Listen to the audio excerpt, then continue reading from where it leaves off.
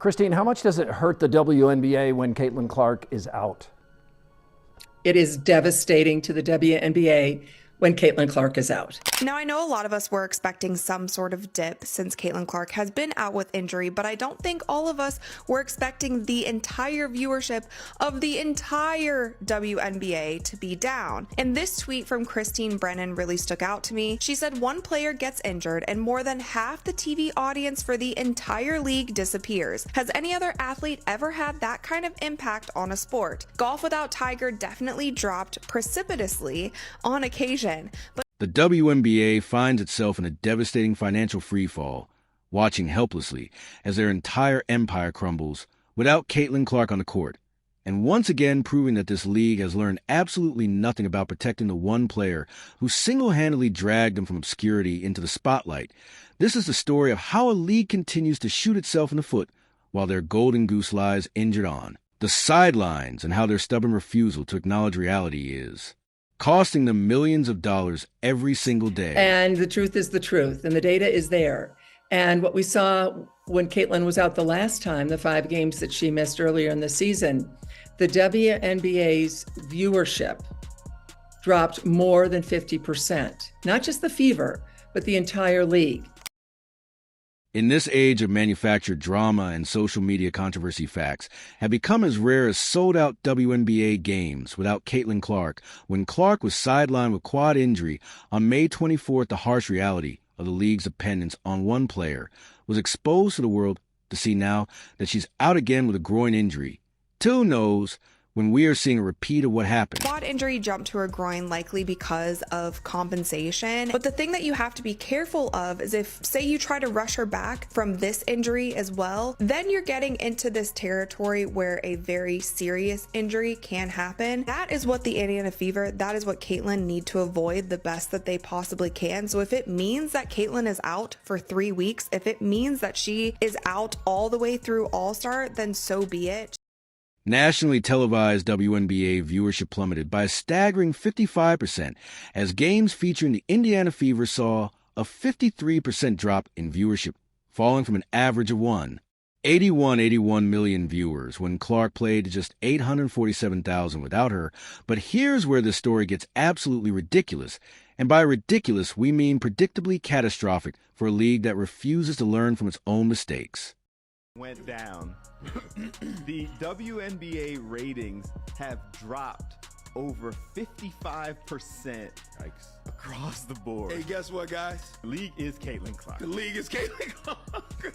She is the WNBA, guys. Sidelined with a left quad strain May 24th. National TV viewership has plunged since then 55%. Before the injury, the Fever, her team, were averaging 1.81 million viewers, almost 2 million. Since her injury, fewer than 850,000. While Caitlin Clark was busy doing what she does best, filling arenas to capacity-breaking television rating records and generating unprecedented revenue, the WNBA was busy doing what they do best, absolutely nothing to protect their most valuable asset.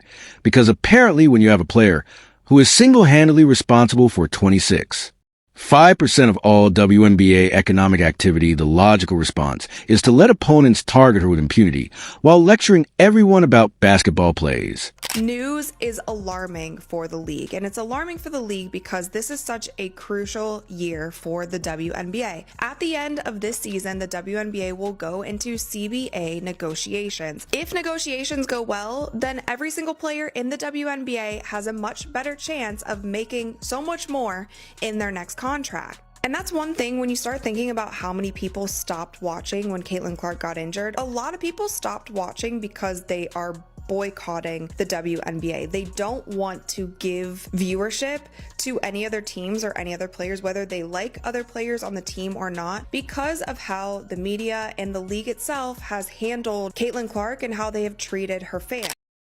What's particularly fascinating, and by fascinating, I mean deeply infuriating, is how this exact scenario is played out before yet the league seems incapable of learning from their own history.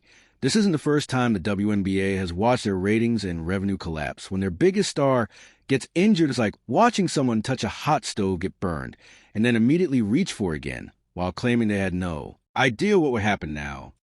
Really concerning about this is the fact that we are only a month into the regular season and Caitlin Clark has already been out with 2 injuries. With the first one being her having to miss some time with a left quad strain. Now, of course, this is concerning because if you're already on your second injury, you don't want to be that player that is always hurt. Cough, cough, Embiid, cough, cough, Anthony Davis. So I really do hope that the Fever really sits her out right now for a while, only because you don't want her to have more long-term injuries and be more prone to.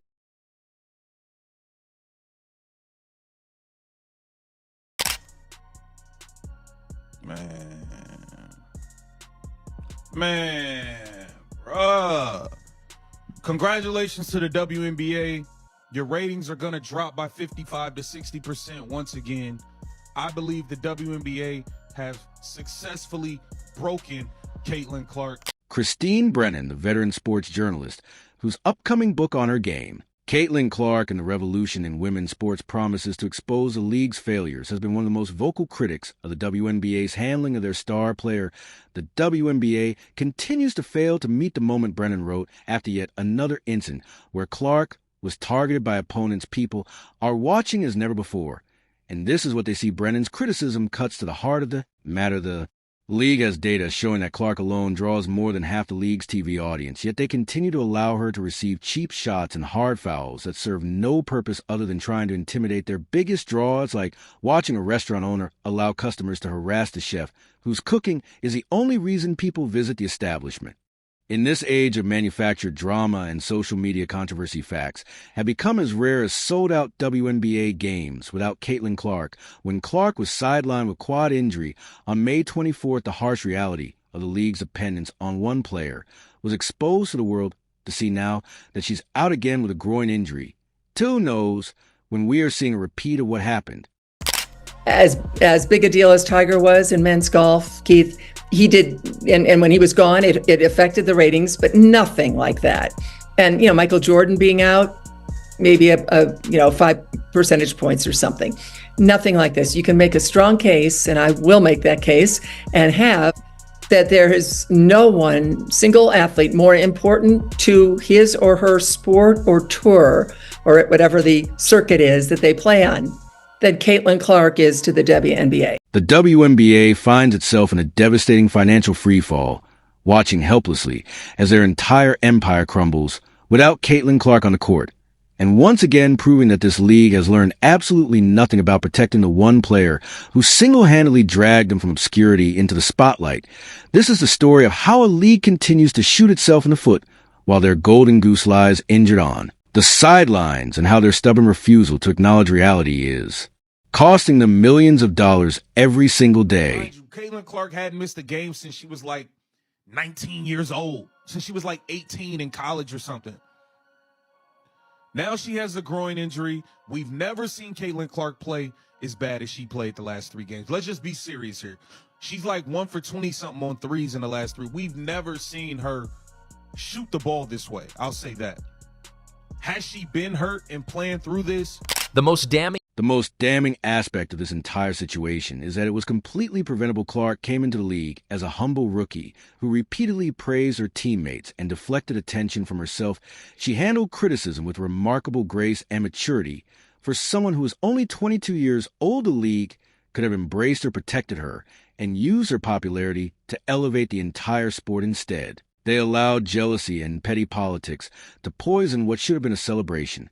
Of women's basketball, the ripple effects of Clark's injury extend far beyond television ratings, and ticket sales. Corporate sponsors who invested millions based on the Clark-driven growth are now questioning whether their investments were wise. The situation reveals a fundamental problem with how the WNBA positions itself. The league seems caught between wanting to be taken seriously as a professional basketball organization and wanting to embrace every bit of manufactured drama that might generate social media engagement. You can't have it both ways. Professional leagues protect their stars and maintain competitive integrity. High school drama clubs manufacture controversy and hope someone pays attention.